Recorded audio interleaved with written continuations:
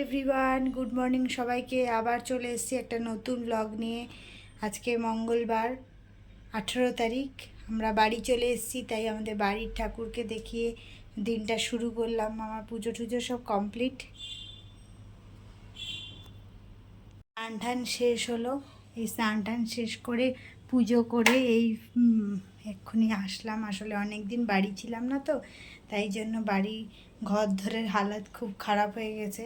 শ্বশুরবাড়ি থেকে কালকে চলে এসেছি, মনটা খুব একটা ভালো নেই। ওখানে বেশ কটা দিন ভালোই কাটছিল ছোটোটা কে নিয়ে। আমাদের বাড়ির এখন ছোট সদস্য, আমাদের বাচ্চাগুলো তো সবাই বড় হয়ে গেছে। আমাদের সারু আর সমু এরা তো অনেকটাই বড় ওর থেকে।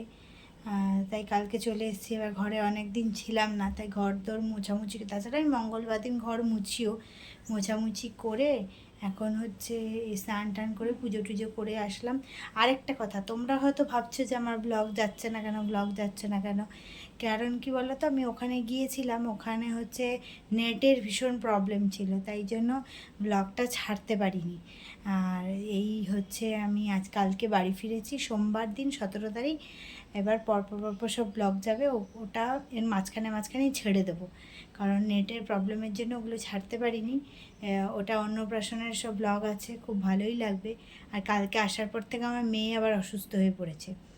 আমার মেয়ে হচ্ছে অসুস্থ হয়ে পড়েছে, কারণ ওর জ্বর এসেছিলো, ওর খুব কাশি হচ্ছে। আজকে থেকে স্কুল স্টার্ট হলো, কিন্তু আজকে স্কুল যেতে পারেনি। কালকেও যেতে পারবে কি না জানি না। এখন ঘুমোচ্ছে, ওকে ডেকে আমাকে তুলে খাওয়াতে হবে। আমার মেয়ে এখনও ঘুমোচ্ছে। সেই দুপুর মানে সকালে টিফিন করে ঘুমিয়ে গিয়েছিল, সকালবেলা উঠে চা টা খেয়েছিল, তারপর ওষুধ খেয়ে তারপরে 11:30-12টার দিকে আবার একটু খিদে পেতে আমি বললাম ভাত খেয়ে নে, ও খেলো না। না খেয়ে একটু টিফিন করে ঘুমিয়ে গেছে। সে শুধু ঘুমাচ্ছে, এতটাই ক্লান্ত, এতটাই টায়ার্ড। তারপর শরীরটাও ভালো নেই, কালকে একটু জ্বর এসেছিল, কেন আসলো কে জানে।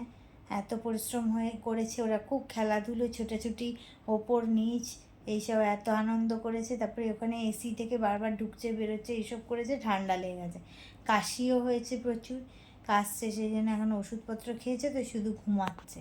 এ ডাকছি ও খাওয়ার জন্য, উঠে পড়ো, খেয়ে নাও বাবা। দেখো আমরা মানে এখন সন্ধ্যাবেলা গ্রিন টি আর বিস্কিট নিয়ে বসে গেছি।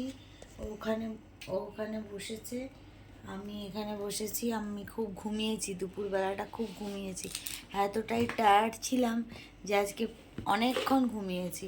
এই 5:30টার সময় ঘুম থেকে উঠেছি, সেই 3:30 থেকে ঘুমাচ্ছি। গলাটাও বসে গেছে, আর ওর তো প্রচণ্ড কাশি হয়েছে, প্রচণ্ড কাশি সর্দি। হ্যাঁ, জ্বরটা কম আছে, কিন্তু কাশিটা প্রচুর আছে। আর গার্গিল করালাম, তারপর ভেপার না, ওই কাশির ওষুধটা দেবো।